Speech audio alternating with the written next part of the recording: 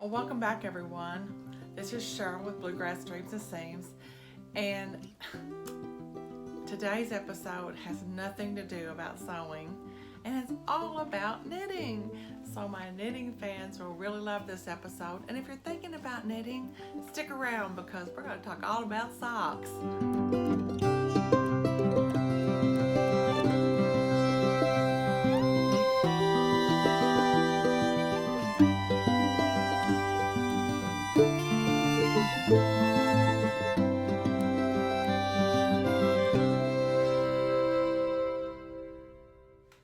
So welcome back, everyone.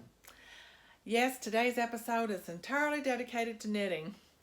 If you've ever thought about taking up knitting, stick around. If you have been a knitter and you have always thought, I want to venture into sock making, socks, probably for 12 years, but really got into it where I said, I am going to make a pair of socks fit me one way or another. There's little tricks that I've had to use, and I don't always go by the rules. I go by my rules. One of them being how many stitches I cast onto a needle, and not so much the needle size that I use, but it's the number of stitches I cast onto the needle. Most of my socks are just the basic sock. I have it memorized in my head. I don't even have to look at a pattern anymore. Basically, I understand the math that's gone into each step, such as the heel turn, the gusset, that sort of thing. Because there's probably 5-6 years ago, I did a pair of socks for everyone in the family. That year, I knitted 11 pair of socks, men, women, and toddlers. It was a busy year. And during that time, that really forced me to learn more about sock making. So I had purchased some books. I had patterns that I had read off of the internet. Like, this is where I keep my patterns individually.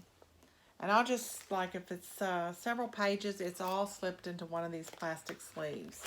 So I have these binders that I use for that. I have a couple of books. I think my first book was this one, Shaped Like a Sock. A lot of you may not recognize this book, Knit Socks. And it's got good tips for beginners and those that are a little bit more advanced. So that's a great book. I borrowed this book recently from a friend. This is an older book, Knitting Socks. She bought it at a library book sale, and I need to give it back to her because a lot of the patterns in this one are in one of these other books. This was another book I purchased, Socks Innovation. This is put out by Interweave. It's probably one of their older books, but it has a variety of different patterned socks, like cabling, and there's all usually done with just one type of yarn. So you're not doing two types of yarn or a solid with a colorway. It's mostly solid color yarns in this book. This book here, as you can see, has solids, it has patterns, it has more than one color, it has colorway yarns that have been used. So there's colorway here with a solid. This is a striped pair of socks where you use some of those up. Solid socks. All these socks you see in here are in this book. Socks I'm working on right now, the yarn is an indie dye yarn dyer. This is the ball. Here's the finished sock, and you notice this pooling. That's happening because up here it's 56 stitches. Down here I've got probably closer to 70 stitches, and that's just because that's the thickest part of your foot. And I like this 4-row repeat for the heel stitches. And I've also learned that shortening the length of this by 1/2 inch to 3/4, depending on how stretchy my yarn is, I get a better fit on my foot. And I still do the traditional toe. Now, I knit still with I don't pull the wrong one. The double point needles. These are my zings. They're all nice bright colors, and this is the size 1. but I would like to learn how to do it on a single cable. Some of the socks that I knitted just recently, I have this left over. And I also have this one left over. Now I know what I'm going to do with this one. My granddaughter Isla wants a pair of socks, and my grandson Oliver, I think he'll get toes and heels, but I'm going to do him a solid pair with this on it. And Isla will have the solid used in her socks, but this bulk of her sock will be out of this.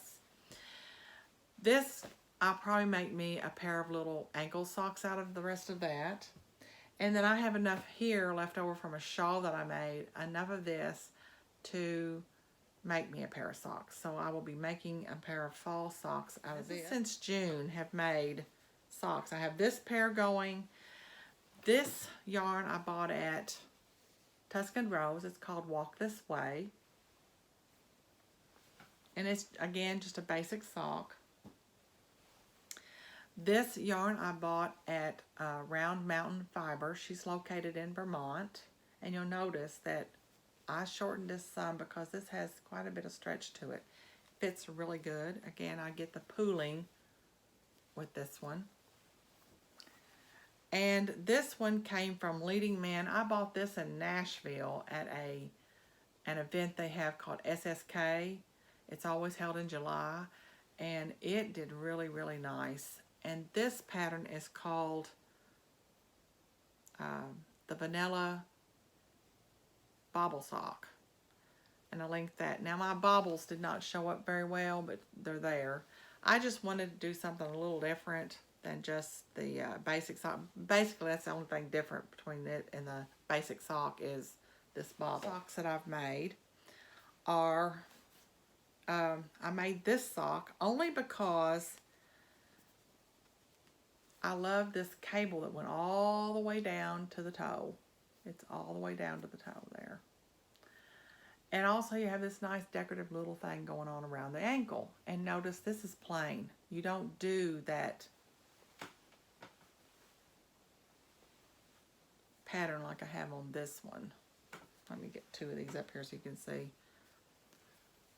This pattern here is a 4-row repeat. I love it. It kind of looks like lattice work to me. This is just plain on the heel.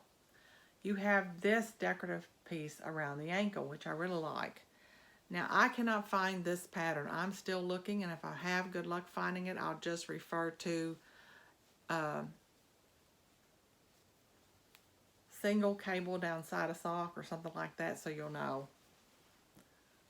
I made me a pair of Christmas socks last Christmas out of this yarn. And then I decided to tackle this pattern. It's called Gladys. It has a lot of moss stitch going on. It also continues in pattern on the back with that moss stitch all the way down before you turn your heel. So when I go on vacation or little day trips with some of my friends, we'll go to events or whatever, I tend to buy as souvenirs sock yarn because I can just pick up a single skein. Also, with loyalty rewards, I'll do the same. So that's what these two are about. And I think my rewards was $25, and one of these was almost $18. So I liked them both, couldn't decide, so I bought both. So, you know, I used the $25 and I paid her the balance. I also will pick up mini skeins because these are great for heels and toes, or if I wanted to like have some similar and complementary colors going together, I could do what's called a striped sock. And I know this Christmas I want to do a pair of Advent socks, but I think I have enough yarn left over from all the socks I've made for myself and my girls that I probably could have 24 colors. Even if I had to take some of this to make it, I could do 24 different colorways and solids going down that sock to make that. We'll see how those turn out. Get done, you'll notice, like this is Wonderland Yarns. I really like their sock yarn. This is Hazel Knits. Love that green. This was Madeline Tosh. I actually picked this up for a different project, a shawl. The color didn't work, so now it's going to be socks. Is Malabrigo sock yarn, pretty fall color. This is Big Sky sock yarn. And there's one more I picked up on a trip in Maine. I picked up this purple. That's by an indie dyer in Maine. And then I also have pulled out Blue Moon sock yarn. I just love these colors in this. So I have those to make up. Other things I finished. I finished this poncho out of yarn that I bought in Camden, Maine last summer when I was there. And I absolutely love it. Here's my Camden, Maine poncho. Now I'll wear this over a white shirt. Just really simple. I have some blue pants that have like a neat little coastal kind of Italian looking print. And this would go really well with that and a white t-shirt. So there's a little knotted chain. My big project that's on the needles right now, of course, is another sweater. I bought this pattern when I was on a yarn crawl.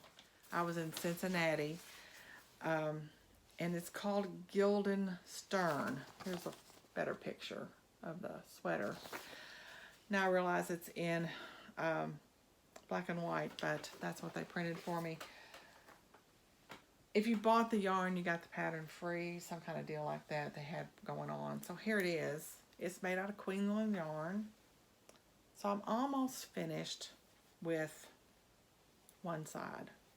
It is knit flat, and the reason for that is so that your stripes, when you go to sew them together, sew this together, they're going to match. You're not going to have a jog somewhere.